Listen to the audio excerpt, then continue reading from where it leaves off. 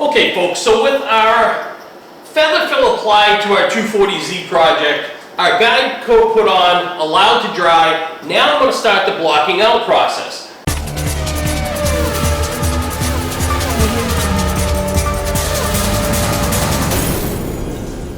So the first stage of the blocking out process is to use 220 grit sandpaper, wet or dry. I like to use wet because it keeps my paper clean. And then I'm just going to block this. So what I'm going to do is I'm going to do this while you're on camera. I'm going to do a small area so you can see what this actually looks like.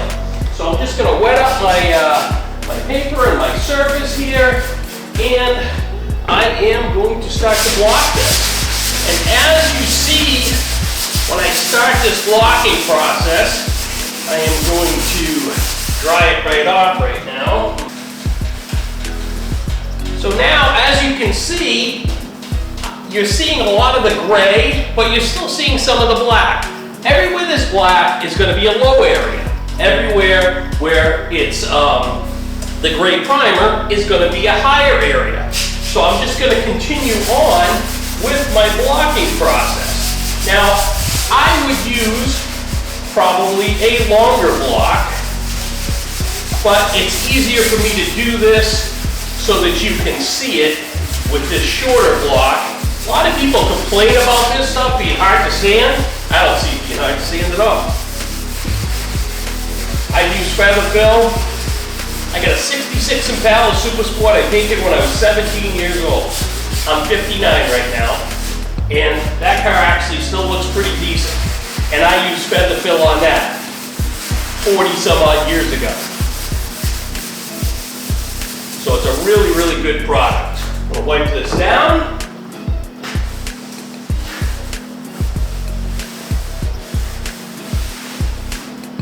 Now you can see it. Now what I'm going to do is the entire car like this. I'll probably use some bigger blocks in my flatter areas, and I'll get this all flattened out with my 220. I'll go back over it with some 400, and then I'll be ready to put my final primer on.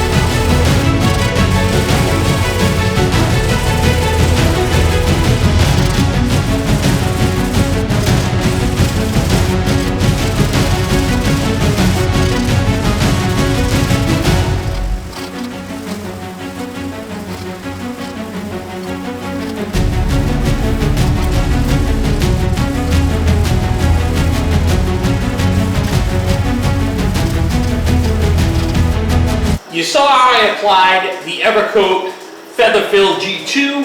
I applied that, I put a guide coat down, I blocked this entire car out with 220 wet.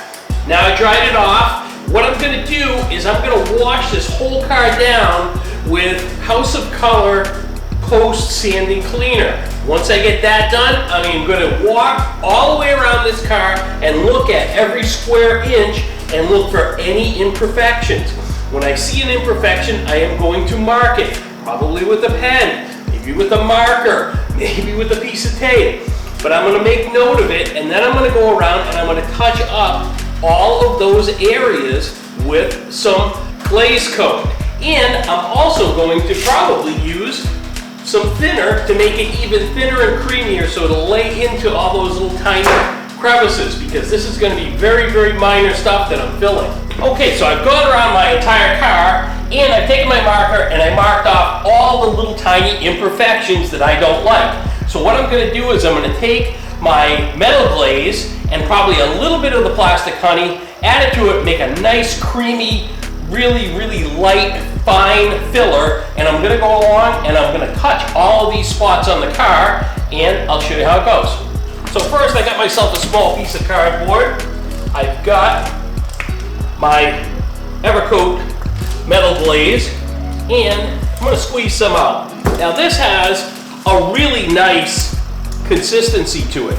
I don't know as I'm actually really gonna need to use the liquid honey, but I will add a little bit to it so you can see. So I'll just take, and I need to use such a small amount of this. It's not even, it's just like, kind of like a dab will do you, so to speak. So now I'm gonna mix this up with this plastic honey, just to show you.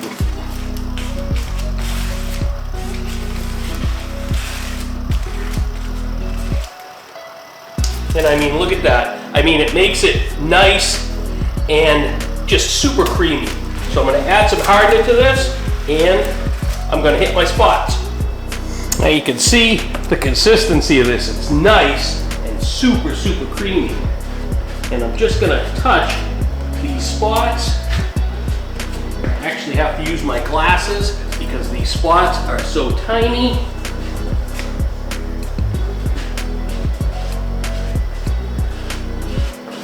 But I like to take care of any problem areas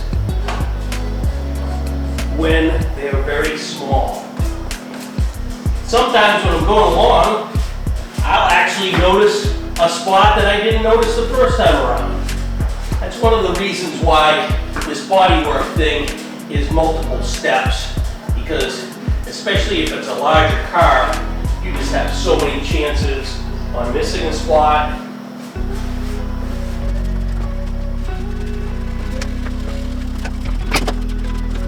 And there it is. That's what I got for this side right here. All set, I'll do the other side. Okay, so that's it for our touch-up. Now, once all of this stuff dries, I will just sand it with probably some 220 dry and make sure that all of those pinholes and little divots and stuff are all taken care of. And then we'll be ready for another coat of primer. Before I get into that, I want to get my hood fitted, get my hood that I got from my client, take that, take a good look at it, probably rip this paper off, get this hood on there, see how it fits. I might need to mess around with these fenders, I really don't know, but time will tell. But that is part of the process of, making this right. It's a whole building block thing. In a perfect world, I would have had that hood a long time ago, but it didn't work out that way, so we just gotta roll with it. So stay tuned.